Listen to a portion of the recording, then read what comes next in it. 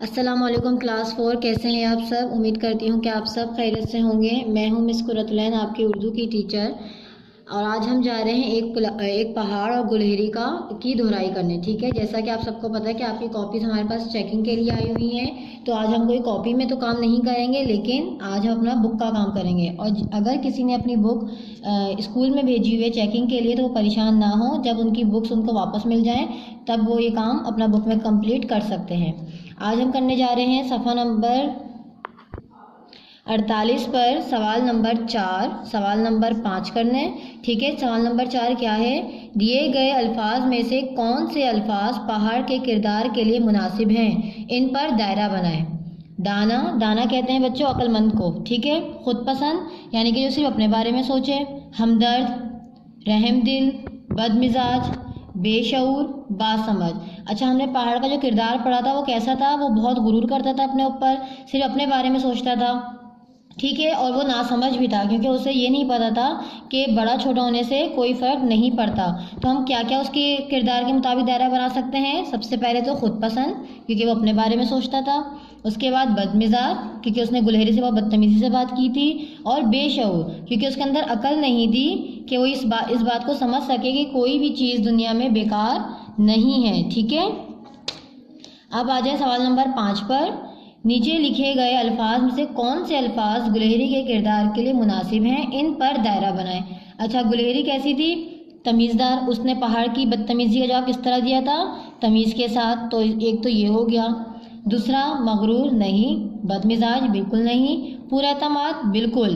उसने पहाड़ से पुरएतमाद होकर बात की, जबकि वो पहाड़ से जो है वो बहुत छोटी थी। हुनरमंद बिल्कुल।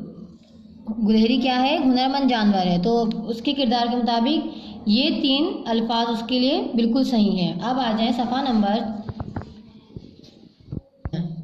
49। अच्छा, यहाँ पे देखें सवाल नंबर 5 में हुनरमंद के बाद बासमझ भी लिखा हुआ है। गुलहरी बासमझ भी तो थी, तो आप इस बासमझ पर भी दायरा बना दीजिए। अब सफ़ा नंबर 49 पे सवाल नंबर 6 है आपके पास।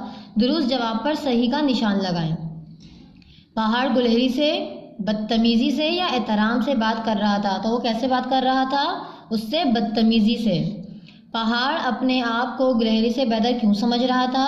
अपनी काबिलियत की वजह से या सिर्फ अपने बड़े होने की वजह से? तो वो क्यों समझ रहा था भाई? क्योंकि वो गुलहरी से बहुत बड़ा था।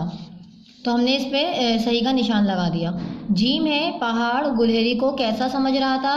हकीर, छोटी सी चीज़, या इज्जत के काबिल? वो उसको कैसे समझ रहा था? हकीर, यानी कि बहुत कोई छोटी चीज़ हो उसके आगे जो कुछ भी नहीं हैसियत रखती।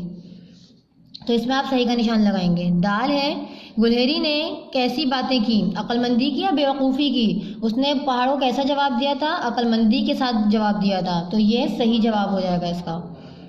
फिर है, पहाड़ ने कैसी बातें की? अक्लमंदी की या बेवकूफ़ी की? पहाड़ तो बेवकूफ़ वाली बातें कर रहा था, तो हम इस पे निशान लगा देंगे सही का। गुलहरी ने पहाड़ को क्या समझाया? कुदरत ने कोई चीज़ बेकार नहीं बनाई, या फिर बहुत छोटे जानवर बेकार होते हैं? क्या उसने ये बात समझाई थी? बिल्कुल भी नहीं। उसने समझाया था कि कुदरत ने कोई चीज़ बेकार नहीं बनाई। ज़ुआद है, गुलहरी ने छोटे होने के बावजूद पहाड़ से क्यों बात की? वो बेवकूफ़ थी या वो पुरएतमाद थी? वो क्या थी?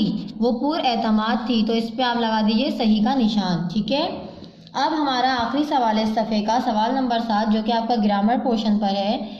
सवाल क्या है? बा की जगह बे या बद लगाकर अल्फाज के मुतजाद बनाएं।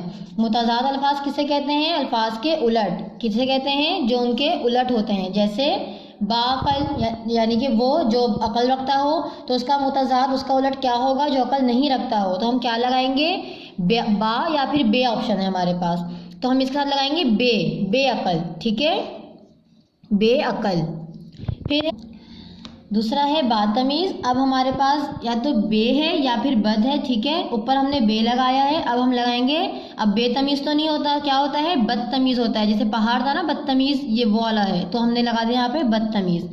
फिर है बासमझ, तो इसका क्या बनाया है मैंने? बेसमझ। ठीक है, बाशऊर, बेशऊर, बानसीब, और इसके साथ क्या लगाएंगे हम? बद लगाएंगे, तो क्या हो जाएगा ये? बदनसीब। ठीक है, हमने आज क्या किया है अपने लेक्चर में? सफ़ा नंबर 48 और 49 को मुकम्मल किया है। आप सब भी इसको मुकम्मल कर लीजिएगा। आज के लेक्चर के लिए फ़िलहाल इतना ही। अपना बहुत ख्याल रखिएगा। अल्लाह हाफिज़।